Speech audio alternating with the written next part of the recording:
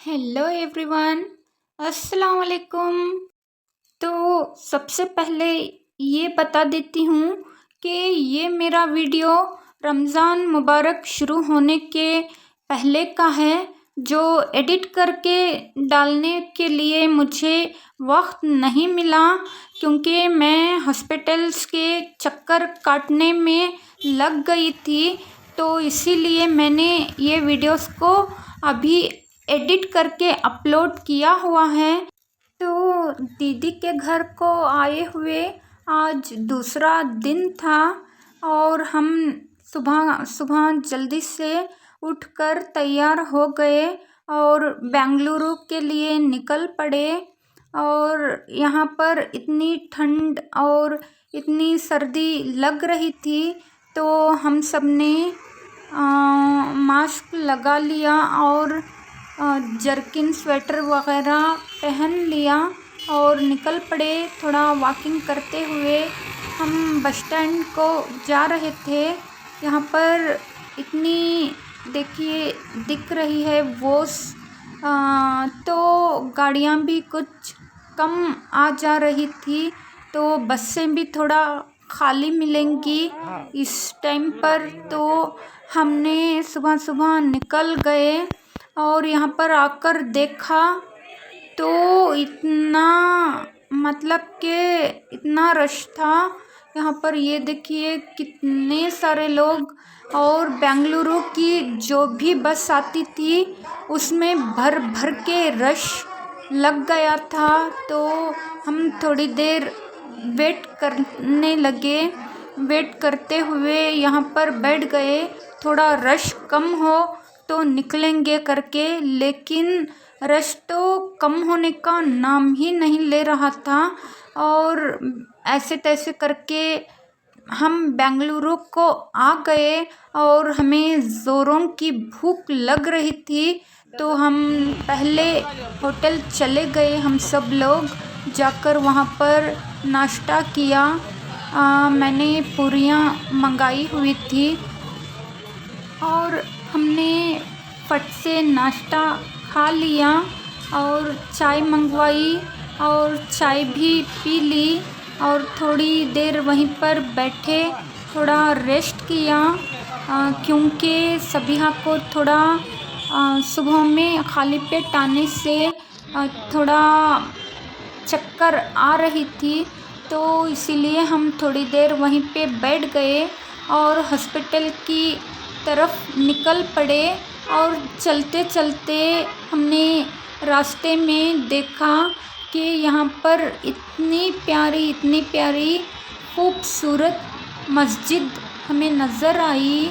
माशाअल्लाह ये मस्जिद इतनी प्यारी थी कि मुझे देखते ही इतनी खुशी हुई कि मैं थोड़ी देर वहीं पर रुककर मस्जिद को देखती रही। कितना प्यारा वहाँ का नज़ारा था, कितना अच्छा लग रहा था मुझे। ये थोड़ा थोड़ा सऊदी अरेबिया का डिज़ाइन लगा वो जो मस्जिद है वो। और फिर वहाँ से हम निकलकर ये हॉस्पिटल को आ गए, जयदेवा हॉस्पिटल को। यहाँ पर सबसे ज़्यादा स्पेशली हार्ट का ट्रीटमेंट किया जाता है, ऐसा हमने सुना हुआ है। बहुत सारे लोगों के मुंह से हमने सुना है कि वहाँ पर अच्छा ट्रीटमेंट होता है। तो हम गए वहाँ पर, अपने हस्बैंड को दिखाया और उन्होंने कुछ टेस्ट किए और उसके बाद कुछ टैबलेट्स दिए और फिर 15 डेज़ को आने के लिए कहा हुआ है। तो हम फिर से 15 डेज़ के बाद जाएंगे, फिर एक चेकअप टेस्ट करवाएंगे और उसके बाद हम टैबलेट्स वगैरह लेके बस स्टैंड को आ गए और बस पकड़ी। बहुत ज़्यादा ही देर हो गया था, बहुत ज़्यादा टाइम हो गया था, अंधेरा हो गया था। तकरीबन 7:30-8 बजे के करीब हो गया था। तो हमने मैजेस्टिक से कोलारू की बस पकड़ी और बैठ गए। अल्लाह का फ़ज़ल है कि हमें वहाँ पर बैठने के लिए सीटें मिल गई, वरना तो जब भी हम जाते हैं ज़्यादा से ज़्यादा स्टैंडिंग पोजीशन में आते हैं, हम खड़ के आते हैं, हमें बस में सीटें नहीं मिलती। तो अभी कैसे हमें सीटें मिल गई, तो हम आराम से बैठ गए। और मैं ये कुछ यहाँ का जो भी है ट्रैफिक और वहाँ पर जो भी शॉप्स वगैरह हैं वो सब देखते हुए आ रही थी। ये थोड़ा मुझे शहर का थोड़ा माहौल मुझे अच्छा लगता है, मुझे पसंद है थोड़ा घूमना फिरना, ट्रैफिक वगैरह। अगर से अल्लाह चाहे और मेरे नसीब में हो तो इंशाअल्लाह आप सब लोगों की दुआओं से अगर अल्लाह ने चाहा तो मैं सबसे पहले उम्रा करना पसंद करूँगी, क्योंकि मुझे सच में कसम से मुझे सबसे पहले अम्मी और अब्बू को उम्रा या हज कराने की बहुत ख्वाहिश थी, लेकिन वो कहते हैं ना हमारी मर्ज़ी ही कुछ और है और अल्लाह की मर्ज़ी ही कुछ और है। तो मेरे दिल में तो हसरत थी, अरमान थे कि मैं कुछ भी करके ज़िंदगी में एक बार मेरी अम्मी और मेरे अब्बू को उम्रा या हज करवाऊँ ख़ुद के पैसों से, ऐसा मेरे दिल में ख़याल था। लेकिन अल्लाह की मर्ज़ी ही कुछ और थी। तो अम्मी अब्बू का तो इंतकाल हो गया है, अभी वो इस दुनिया में नहीं हैं। तो मुझे ये अरमान है कि मैं उम्रा करूं, हज करूं। और जैसे कि मेरी पहली ख्वाहिश यही है और दूसरी ख्वाहिश मेरी, मैं एक अच्छा वाला सा सहूलियत का घर बनूं, अपने सपनों का घर। तो इंशाअल्लाह